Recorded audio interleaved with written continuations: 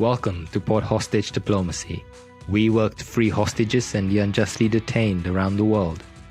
Together with their families, we share their stories every week and let you know how you can help bring them home.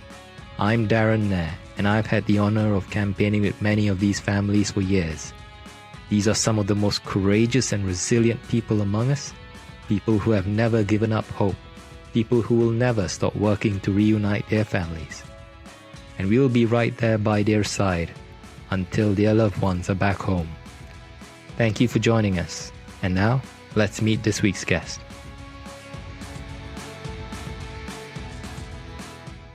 Welcome to Port Hostage Diplomacy. Diane Foley is the mother of 5 children, including American freelance conflict journalist James W. Foley. She founded the James W. Foley Legacy Foundation in September 2014, less than a month after his public execution. Diane is currently the president of the foundation. Since 2014, she has led the foundation's efforts to fund the start of Hostage US and the International Alliance for a Culture of Safety, ACOS. In 2015, she actively participated in the National Counterterrorism Center Hostage Review, which culminated in the Presidential Policy Directive 30. This directive reorganized U.S. efforts on behalf of Americans taken hostage abroad into an interagency hostage recovery fusion cell, the Special Presidential Envoy for Hostage Affairs, and the White House Hostage Response Group. Previously, Diane worked as a community health nurse and then as a family nurse practitioner for 18 years. She received both her undergraduate and master's degrees from the University of New Hampshire in Durham, New Hampshire. I've interviewed the families of 8 Americans currently held hostage or wrongfully imprisoned overseas, and they all say the same thing. The James W. Foley Legacy Foundation does amazing work and has been very helpful to their families. Today, we have the honor of speaking to Diane herself. Diane, there are no words to express how sorry we are for what happened to your son, James. We are also truly grateful for all the amazing work you have done and continue to do in his name. Thank you for taking the time to speak to us today. Well, I'm honored to do that. And any good we're doing is Jim's legacy. He had a lot of good he was planning to do in the world. He was the oldest of our 5 children and an avid reader, a curious young man, loved life, had a lot of friends. I think it was really as he went off to university and was exposed to poverty in our own inner cities in the United States that he started to really develop a real concern and care for the underdog, for folks that hadn't had a middle-class upbringing like he had. And it took him a while to find journalism. He started out as a teacher in Teach for America, and which gave him even more desire to cover stories of people whose stories really aren't heard, whose voices are never heard. And that really eventually led him to the conflict journalism, which he became very passionate about, Darren. I can only imagine how great a person he was by the type of work you've been doing and by how you talk about him. Now, can you talk to us about why you founded the James W. Foley Legacy Foundation? Sure. I was angry, Darren. Obviously appalled and upset that his jihadist captors would so cruelly murder him. But I was also appalled at the way our government had handled the situation. I really felt as Americans, we could do better, much better. I knew there were people who cared within the government, but the reality of it was that we were really not helped by our government. In many ways, we were lied to and led astray. And Jim was never, his return was never a priority. So I really felt the need to at least try with many of the good people I'd met along the way to make a difference for other families in this situation. Can you talk to us about what the foundation does? The James Foley Legacy Foundation was established to advocate for the return of Americans held hostage abroad and to promote journalist safety worldwide. So our advocacy includes research. A lot of times we feel our foreign policy, particularly as it relates to Americans in these desperate situations, has not always been supported with evidence that it works. And so an important part of our work has been doing an annual review, a confidential review with families who are going through this ordeal to see how they are being helped by our government and nonprofits and what the gaps are, what ways we can improve and bring their loved ones home. The other piece of our mission has to do more with preventative safety. And for the last few years, it's been primarily focused on journalism, though we're hoping to adapt some of it to any traveler, because I think anyone traveling today in the world needs to be risk adverse and aware of the dangers of traveling internationally. I absolutely agree with you, Diane. I recorded an interview with Michael Scott Moore. He's a German-American journalist that was investigating kidnappings in Somalia. And he himself was taken hostage by Somali pirates and held for 977 days. He did put measures in place to treat the risks or mitigate as much risk as possible. He did have a security detail. But I think on the day that he was captured, his security fell apart. And he was there as a journalist. So it's great work that you do. Very important. Thank you for that. We're just beginning, Darren. There's so much more to do, truly. It's a difficult problem. Absolutely. Now, can you talk to us about the current active cases that you're working on? Because I know I've interviewed about 8 families. Many of them are working with you as well. So can you just give us a brief overview of the current active cases? Sure. First of all, I want to clarify that we don't operationalize the return of how I wish we could, but we don't. What we do is we listen to the families and try to help them find partners to help them bring their people home. Sometimes what people need is more access to government officials that we know and that sort of thing. So we try to help them get that access. Sometimes they need third-party experts who, like the Richardson Center, or I know other folks like the Soufant Group or Eric Levinson, David Bradley has helped various groups who actually can help operationalize in a non-government way to help people come home. But some people need media help, that they choose to want to make their situation more public because they're not getting heard in the way they need to. So we try to listen to where they are and fill in the gaps and collaborate with any partners we can find to help these families. The reason we started Hostage US was because many families have private, very significant financial needs when their loved one who might be the provider for the family is taken hostage. They might have other legal or even psychiatric problems from all the trauma of all of this. So we just try to find other people who care and to collaborate between government and non-government and help the family get the support they need. Thank you for that. Now, these days, when you mention hostage taking, people tend to think about hostage taking by terrorist groups, but it's not just by terrorist groups. Hostage taking takes place involving, the hostage takers can be criminals like the Somali pirates. Mm-hmm. They can be terrorists like ISIS or Al-Qaeda. And they can be state actors like Iran, China, Venezuela, Russia.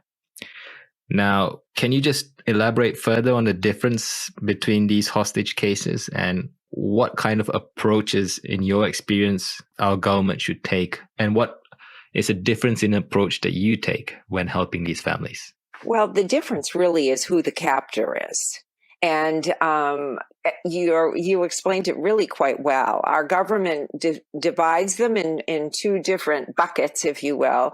The first one being they call hostage, meaning a person who's taken by a criminal gang, pirate, or other type of criminal.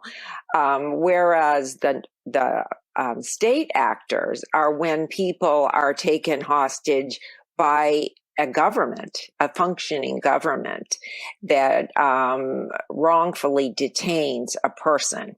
Often that government may put out all kinds of bogus claims, and that's what makes it difficult to often discern if that person has in fact caused a crime in that country, or if it truly is a wrongful detainee. But the approaches are very different, actually. PPD 30 was directed towards hostage cases. So it was a more simplified approach to still a difficult problem. And even PPD 30 really didn't totally address the problem with ransom, which is often part of the problem with hostage cases. So that remains problematic. But to be honest, wrongful detainees are infinitely more complex because the state actors often want very much to interfere with our foreign policy. So they often use these innocent people, be they businessmen, journalists, tourists, educators, all sorts, aid workers, pastors, and they use the detention of that person to try to interfere with what our government feels is in the best interests of our own foreign policy. So to be honest, PPD 30, I think in many ways, needs to have an all-of-government hostage review. I think there's a lot that needs to be improved on the current hostage enterprise. The good thing was that part of it is law, so we actually have a hostage enterprise. Previous to 2015, we did not. When Jim was kidnapped and murdered, along with 5 other Americans in 2014-15, there was no such thing. It was totally up to the president whether help was given or not. But now we do have a hostage enterprise structure, but it was set up primarily for hostages. And we really it needs to be reviewed to help with the infinitely more complex situations that wrongful detainees present. I agree with you. Most of the individuals I've interviewed, their loved ones have been classified as wrongful detainees by the U.S. Special Presidential Envoy for Hostage Affairs Office. And I think the only family that I've interviewed so far that were classified as a hostage was Marj Kamamaz. The Hostage Recovery Fusion Cell is currently working with their family as well. So I've spoken to many families about this. When you're classified as a wrongful detainee, you have access, as I said, to the U.S. Special Presidential Envoy for Hostage Affairs Office. But if you're classified as a hostage, you still have access to the office, as well as additional tools within the government, such as the Hostage Recovery Fusion Cell. Now, many of the families of these wrongful detainees say that they should have access to these tools too, because they need as much support as they can get. This classification, do you feel that it is still valid or needs to change? I think the classification is valid. I think the problem is the Levinson Act, which sought to make it into law and include wrongful detainees, just needs amendments. For one thing, it is not very action-oriented. It is not fully funded. Families of wrongful detainees do not have any funding to help provide basic necessities to their loved ones in prisons, often in certain countries. The country won't pay to feed the prisoners, that it's on the family. And families are trying to do this on their own, as well as families having the resources to advocate by coming to Washington. And then the final area of funding that is missing is there's no post-captivity funding to help wrongful detainees at all. In one case, a poor person was charged for their flight home. So after all these years in captivity, so there's no post-captivity funding for any medical, psychiatric care they might need. And then the other problem is only sanctions have been listed as a tool to be used for the resolving of these difficult cases, when in fact we need many more tools, much more creativity, because the captors truly use these people to interfere with our foreign policy. So we need to have more available for people to negotiate freedom for these people. You started talking about what the US government needs to do better, the areas that need improvement. Can you elaborate further on this? Because you mentioned sanctions, right? And you said that's one tool. They need to have more tools in place. Right. But there are many things that the US government can do better. And there's approach to negotiating with hostage takers, and the US government stands on not negotiating. Even though, to be honest, not negotiating doesn't really mean not negotiating, because in cases related to state actors like Iran, even though the US government says we don't negotiate, and the British government follows the US and says the exact same thing, the US has used Switzerland as an intermediary in several cases. I know the Swiss were involved in the release of American and US Navy veteran Michael White, and in other American prisoners as well. So but you're right, Darren. You're absolutely right. Our current policy doesn't really make sense. It isn't always evidence-based. And that's partly why we seek to do research and encourage others to really see if our policy is bringing people home. Is our policy, in fact, protecting our citizens, or doing the opposite? I mean, when you consider when Jim, Peter Kassig, Stephen Sotloff, and Kayla Mueller were all in captivity together in Syria, they were with other Western allies of ours. And all of them were negotiated out by France, Spain, Italy. Even Denmark allowed their family and supported Daniel Rye's family in securing his freedom. But the British and the Americans were all killed and left to die because of our policy. Well, our policy certainly didn't save their lives. And this is what we're tending to see, Darren, is that, and that's what we're fighting for, is for more of an evidence-based approach to how we handle these cases. It is difficult, though. I don't want to make it sound like our government's trying not to help, because I do feel steps have gone forward. I mean, we've improved in some ways. At least we have someone responsible for the issue.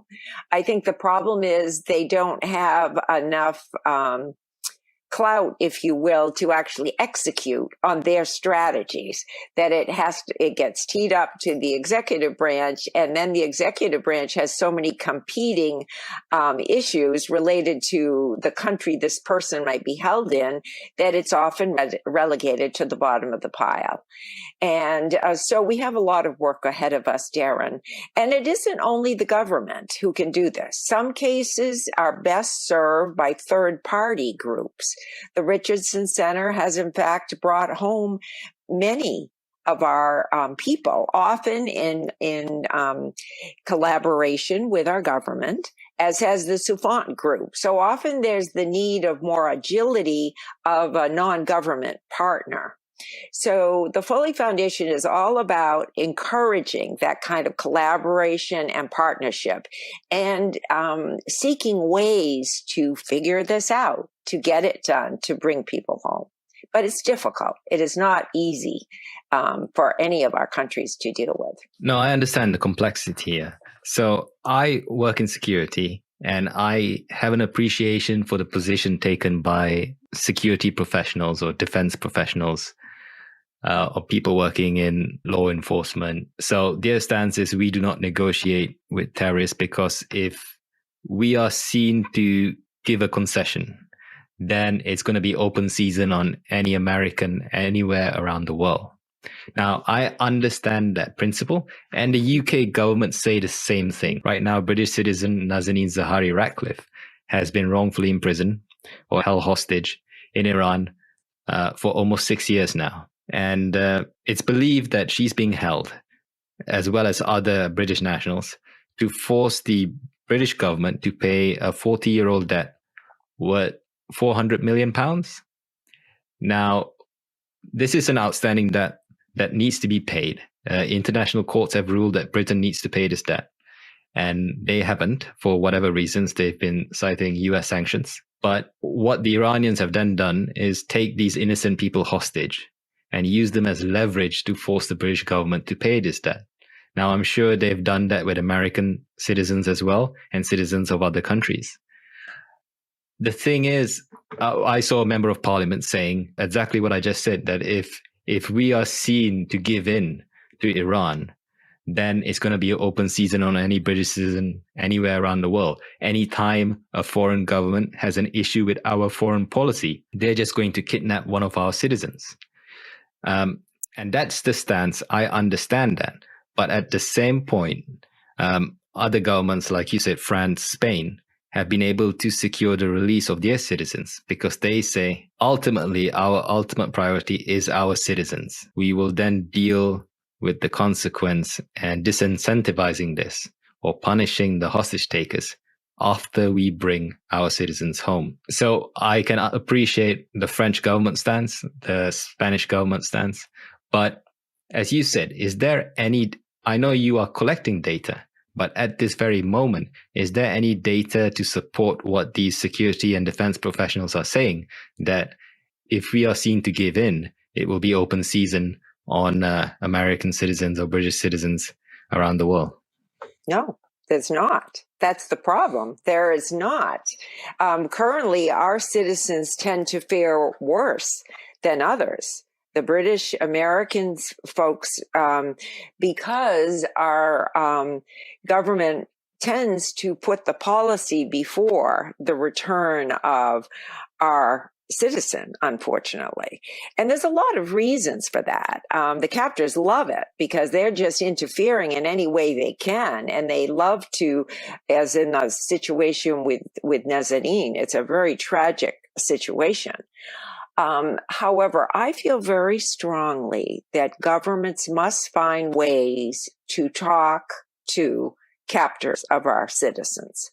Now, does negotiate mean if we refuse to even talk to captors, there's no way anyone is going to come home. And that's what happened with Jim and all the others in that horrible time in 2014-15.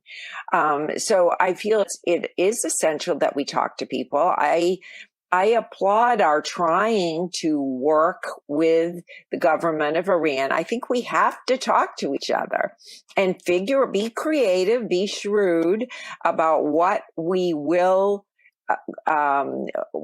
give in exchange for the fact that, yes, we prioritize the return of our people, but we're not going to totally bend to every one of their demands. So that's part of the art and difficulty of diplomacy. But to me, if you never even engage, then those people are lost. Because I feel that it's essential to engage with people who do this to our people. Otherwise, there's no hope for their return. And I feel very strongly about that. And that is why part of our work is to continue to gather research to show, in fact, that this does not protect our people, but in fact has our people have to experience worse outcomes from kidnapping. I agree with you. I think Jason Rezaian said this on a interview somewhere. I forget. But what he said was these hostages and wrongful detainees can't be, I mean, you can't prioritize trade or doing business with other countries and look at these individuals as just the cost of doing business, right? Because obviously he's been in that position, and I understand. Um, and I can see what it's like. I mean, if I put myself in the shoes of a government official trying to secure a huge historic deal like the JCPOA, to prevent Iran from getting the nuclear weapon, or whatever huge trade deal with another country, or any kind of deal, and then you weigh that and the consequence to millions of people, and then on the other hand you have the small number of innocent individuals held captive. And I obviously agree they have to be brought home, their lives matter, but there are many people just look at this in terms of numbers. Sure. And don't see the humans. Absolutely, Darren. That's part of the problem. However, I feel our country has a moral duty to protect their citizens. And that's what this is. This is about what a government does for its people. We're a government for the people, by the people. And so when one of our citizens or U.S. nationals is wrongfully detained or held hostage, I feel their return should be a national priority. Now, that's just my opinion, but that is what we strive to do through the Foley Foundation. I feel policy should not come before our people. No, I agree with you too, and I'm sure the families agree with you as well. What was I going to say? You mentioned sanctions, right? Again, so I work in security. We write laws, we write policies, there are rules. And if you want people to comply with these rules, there must be an enforcement clause. There has to be a consequence if they don't follow the rules. So obviously, I've interviewed the family of Trevor Reed and the family of Paul Whelan, both American citizens and former US Marines, currently wrongfully imprisoned in Russia. Paul has been held for over 3 years. Trevor has been held for over 2 years. And as Russia has invaded Ukraine, and the US is going to put sanctions in place, at least it's going to make it harder to negotiate the release. Now, I remember a few weeks ago, if not a month ago, there was this meeting between Secretary Blinken, US Secretary of State Antony Blinken, and Russian Foreign Minister Lavrov. And before that meeting got away, before they decided to all sit down, Secretary Blinken says, do the right thing, free Trevor Reed and Paul Whelan, let them come home. Russian Minister Lavrov didn't really say anything, just went and took a seat. So my point is, we've seen many statements from the US government. Spokesperson for the US State Department, Ned Price, has released many statements. You can see that on the Twitter feed. But what happens if other countries don't comply or don't listen? There has to be a consequence. I mean, there's a reason why we have laws, we have police, they enforce the law. And I understand the United States can't act as the world's police. But if you want people to follow the rules, there must be a consequence if they don't. And I'm sure there has to be a rule somewhere that says you cannot take innocent people hostage. You can't wrongfully detain them for years and use them as pawns to extract concessions from their home country. What is the consequence? That is the problem. I guess what I was trying to say with that is that sanctions can be a very important tool, but the problem is a lot of actors, state actors, who take our people are already sanctioned for other reasons.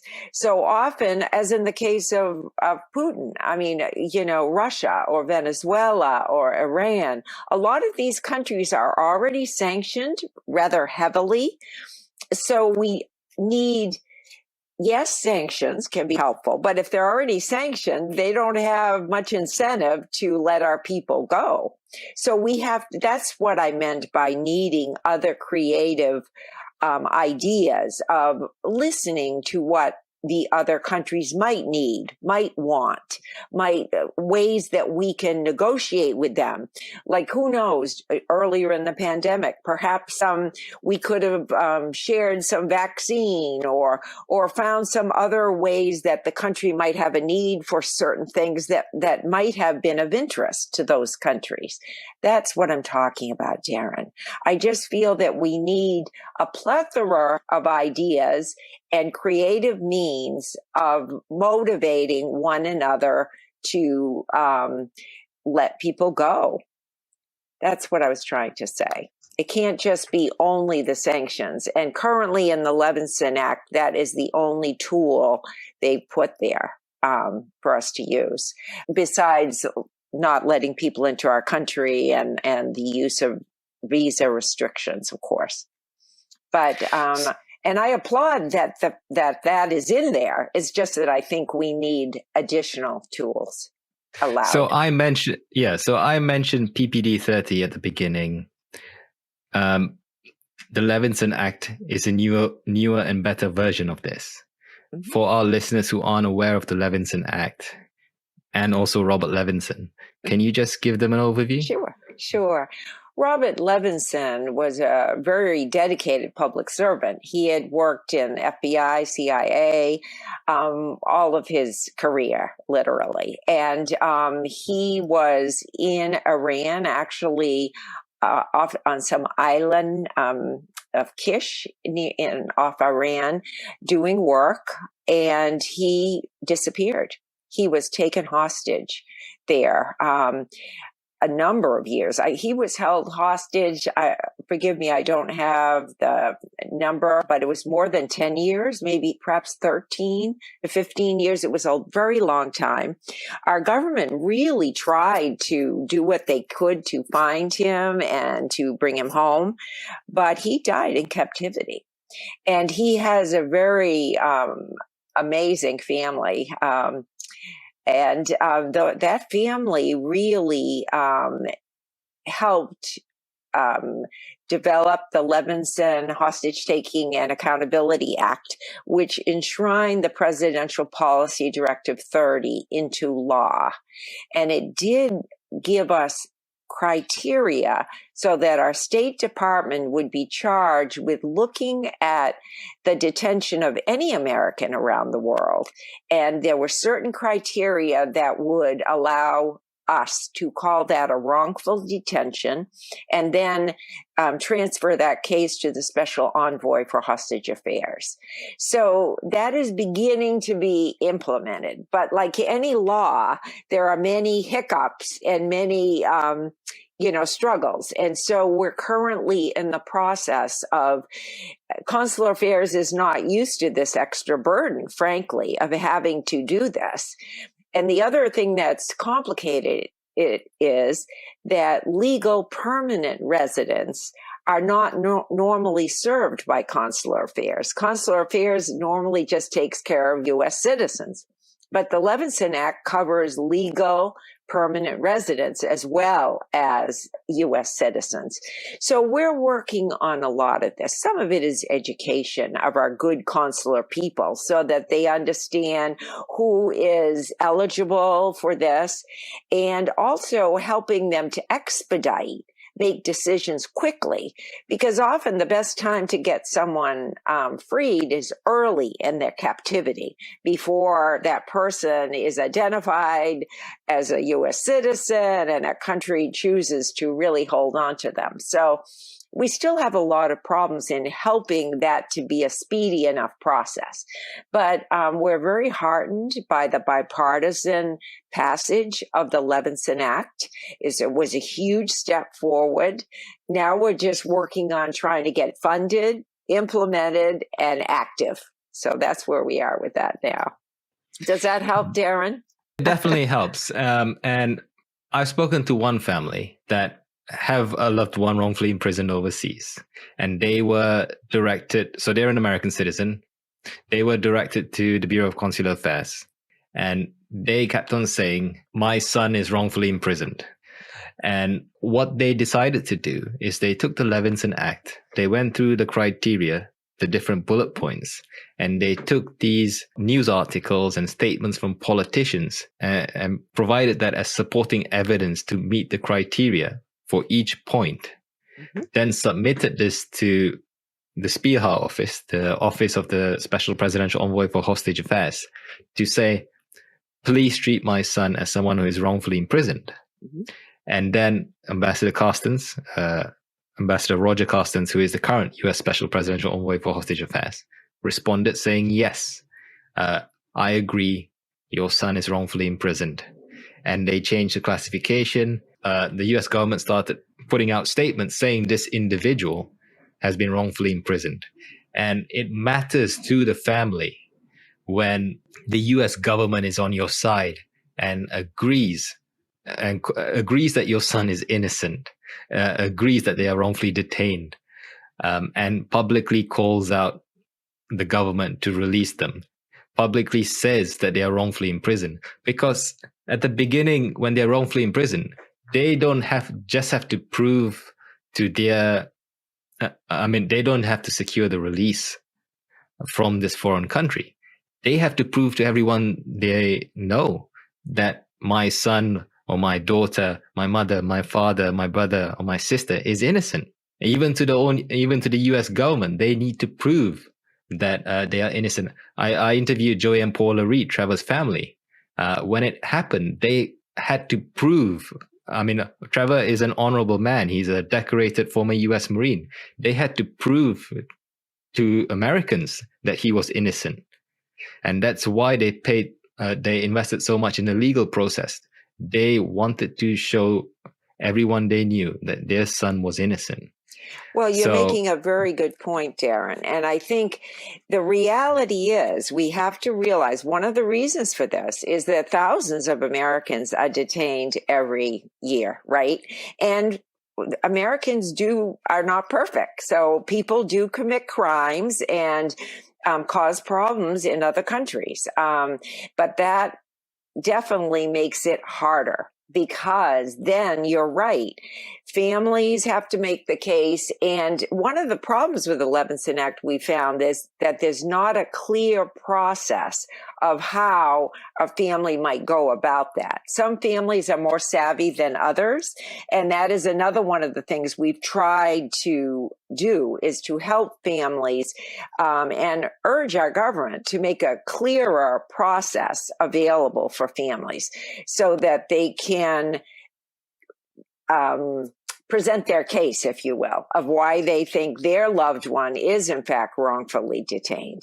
And that's been one of the problems that we're working on, that a lot of times we currently still have families that are still being held in consular affairs and not given the extra help that the special envoy can give.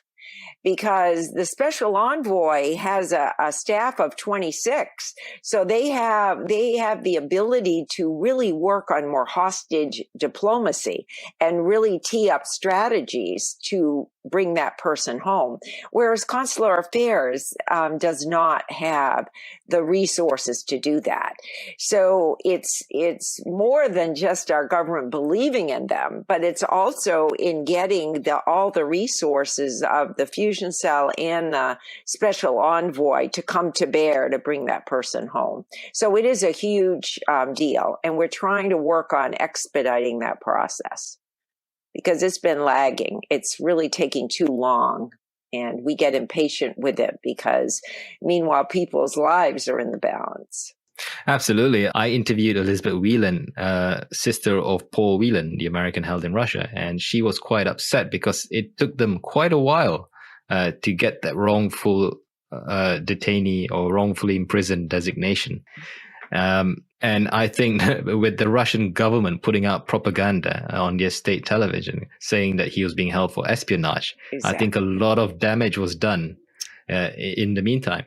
But that's common, Darren. That's very Yeah. common. That particularly with the state actors, that's one of the first things they do is build a rumor mill about a lot of disinformation that validates their reason for imprisoning a person. So it's very difficult. Now, as I mentioned, it's not just Americans being held hostage or wrongfully imprisoned overseas. There are citizens from all around the world. Right. So Canada, I believe it was in response to Michael Kovrig and Michael Spavor being held in China, came up with the Declaration on Arbitrary Detention, which has been signed by multiple countries, yes. right? Yes. And people have seen this and said it's a good first step, but it doesn't really have much teeth. And the hostage takers, as in the states that take citizens hostage or wrongfully imprison them, didn't sign up to this declaration. What are your thoughts on this? What was the last part, Darren, about who didn't sign up for it? I'm sorry. So obviously it was in response to China taking Michael Kovrig and Michael Spavor hostage, wrongfully imprisoning them. Okay. But my point is, many countries have signed up to this declaration, except the ones that are actually at fault of taking innocent people from around the world hostage. I still think this is a huge step forward, though, Darren, because I wouldn't expect state actors that kidnap people for their own agenda are going to want to work against that because it's so helpful to them. But I do think countries who coming together can be stronger together. I guess a lot of times I feel like when Jim was held in 2014, he was with 18 other Western allies. They were all allies of ours. If we had worked together to strategize how to negotiate with the captors, there may have been a much better result. But instead, each country, unfortunately, did it their own way. And that's where we had the fragmented result. So I applaud the Canadian leadership in this regard. As a matter of fact, we're talking to them tomorrow because they're planning to do more things in terms of working on communication so that we can build a better coalition and better collaborative communication, because I just think there's power in numbers and we need to come together to help one another with this escalating problem, really, Darren. So I applaud their work. I think it's wonderful. I agree. I think at least it's a first good step. It's good to name the problem. Now, you mentioned many people have been wrongfully imprisoned, taken hostage. They are business people, academics, journalists. So there are many US businesses with operations and employees around the world. What can they do to protect their employees, or what should they be doing? Well, I think you're making an excellent point, Darren. I do think, and that's something I think we need to tap more as a non-governmental group, that we need to tap some of these international companies who do travel worldwide and have very important work in Russia, China, all these countries that are holding our people. I think those companies usually have a security detail and work very hard to protect their employees. But I don't think they necessarily contribute much on the bigger scale of things. And sometimes they'll default in the case of like Citco, the Citco 6. I mean, I'm not privy to all the details, but those U.S. nationals were lured to a business meeting in Caracas where they were kidnapped. So in those kind of cases, I think it's immoral for those companies not to be at the forefront of bringing those people home. I feel the onus is on them to do that. However, a lot of times they don't do that, as we know. We've seen that happen again and again. many companies do take it seriously and offer all kinds of insurance for and security details for their people. Others don't. And I think you're making a very good point. They could be helping more with the bigger problem. Absolutely. So I've interviewed at least the families of three members of the Citgo 6. Mm-hmm. There's a lot more that Citgo can do. Exactly. Now, academics. So many academics have been taken in other countries. I campaigned and spoke to Matthew Hedges, who is a British citizen. He was wrongfully detained in Dubai, in the UAE, for over 6 months. And he is still dealing with that trauma years after his release. Now, I spoke to him a year after he was released, and he said universities need to do more to warn academics traveling overseas, doing research overseas. Mm-hmm. So there are many academics. There are academics being held in Iran, like Fariba Delka. I interviewed the support committee campaigning for her release, and they said academic freedom is under threat all around the world. Scholars at risk will surely be able to confirm that. So given that American universities, academic institutions are world famous, obviously they're going to have researchers traveling the world. Should these institutions, universities, be doing more to warn their staff, their researchers? Absolutely. I mean, I think there have been several cases. One of the most poignant ones was the case of Shi-Yu Wang, who was a Princeton graduate student researcher who was sent to Iran. A student visa, all legally arranged. The university paved the way for his work. And he ended up being really abandoned in captivity there for 5 years, 3 to 5 years, a very long, traumatizing time. And, I'm sure Princeton tried to help in their way, but they were not their biggest advocate. And this family has suffered immeasurably from all of that. It's been a very, very tragic journey for that family. So I totally agree. Whenever, be it companies or universities or whoever is sponsoring people to do dangerous work abroad, they need to have the backs of these people. But I also think the countries do. And that's where I think it comes back to our U.S. Government's responsibility. If one of our people has a U.S. passport, we should have their backs in these situations. But I agree that businesses, universities certainly can help with that effort. I agree. Now, the next one is the point that you obviously know very well. Journalists. There are a lot of bad things going on in the world. There are a lot of dangerous places. And if we want to be able to help, if we want to fix these problems, we first need to know about them. Someone needs to report about these injustices, which means there's going to be a brave journalist traveling to these locations. Now, that's obviously, there's a lot of risk involved there. What can journalists and the news media do better? I mean, I know you provide free training, I believe, to these organizations. Well, what we do, that is an excellent question. And to be honest, the big groups like, say, Reuters or CNN or some, their staff journalists usually go with a security team and entourage to protect them because they have to, because of the danger. But what we saw happen in 2014 and 2015 is the fact that freelance journalists like our son James had his security training and all that on his own time. He made sure he was prepared, but he had no security detail, no extra protection that these bigger news groups can do.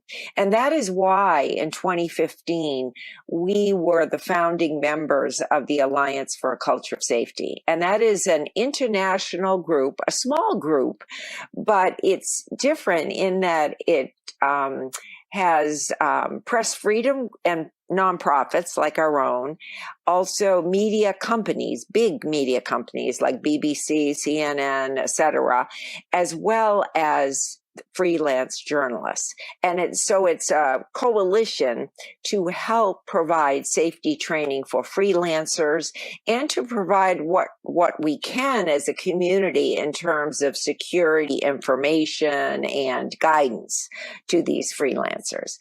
But it doesn't solve the problem totally, but at least it's an entity that is now opening the door so that freelancers can get state-of-the-art training. What the Foley Foundation does, our piece, is that we provide a free curricula for undergraduate and graduate students for any student who aspires to be a journalist or an international traveler, if you will. Because what our curriculum is about, it's about identifying risk and mitigating it, having a plan in place so at how you're going to do what you plan to do. And so that's our piece that we employ here in the United States primarily. Well, thank you for doing that. Now, what can the American public do to help? And it doesn't just have to be the American public. What can members of the public in the United States and around the world do to help? Well, thank you for that question, Darren. I myself, before this happened to Jim, was totally clueless.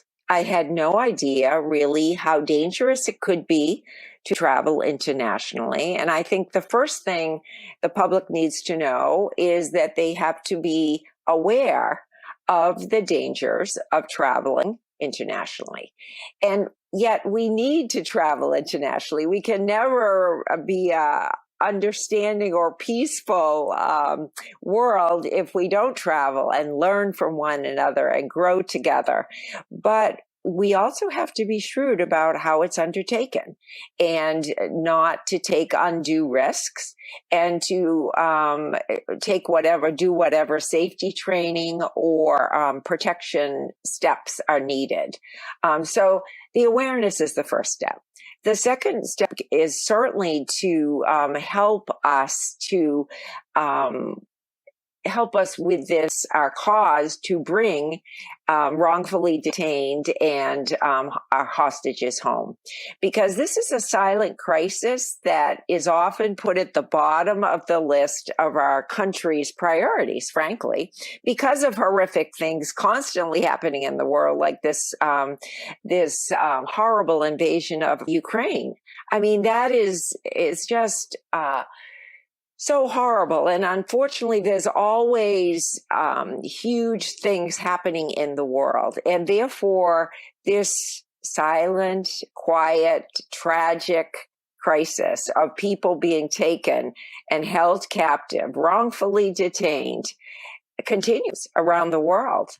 And we would employ any help and understanding around this problem because it is an exacerbating one. Absolutely. Now, how can people keep up to date with what the James W. Foley Legacy Foundation is doing? Well, we would love anyone to go to our website at jamesfoleyfoundation.org. We have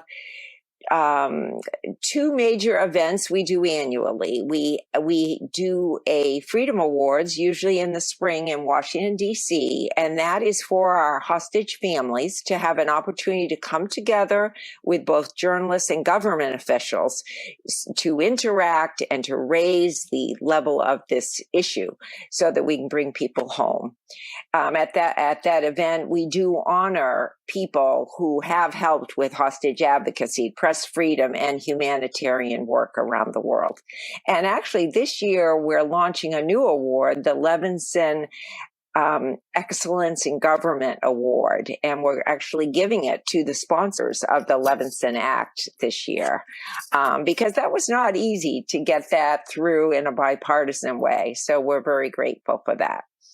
Another way is we have a Freedom Run every fall, every October, which is when Jim was born. And this is a kind of gathering of individuals, virtual or in person, all over the world. We have had runs throughout the United States, Paris, London, Tokyo. We've had them all over the world, literally. Some people will just do it all on their own. And we send them a T-shirt and they can stand for freedom. And we would love anybody to engage in that, because it's a way to share the problem and to stand for freedom and doing the right thing in the world. So I would really welcome anyone to do any of that. And they can follow what we do on Twitter, Facebook, Instagram. And we do also have a film for anyone interested in how the Foley Foundation started. It's called Jim, the James Foley Story. And that is available everywhere, Netflix, Prime Video, YouTube. And I would encourage you to educate yourself about this problem, and so appreciate it, really. Diane, we're almost at the end of our interview. Is there anything else you'd like to mention? Well, I guess the only thing I would mention, Darren, is that Jim aspired to be a man of moral courage. And that's why we take that tagline as our motto. And I would ask all of you listening and to aspire to be a person of moral courage, to do a bit of good in your own right, to have the courage to do the next right thing, because our world needs you. And I thank you, Darren, for taking the time and your moral compass guiding you to start this podcast to help the world become more aware of this tragic problem. Thank you so very much for your time. You're very welcome, Diane. It's an honor to help. And as I said at the beginning of the interview, and I'll say it again, thank you for all that you do. Thank you. And thank you again for joining us today. My pleasure. My honor. Thank you.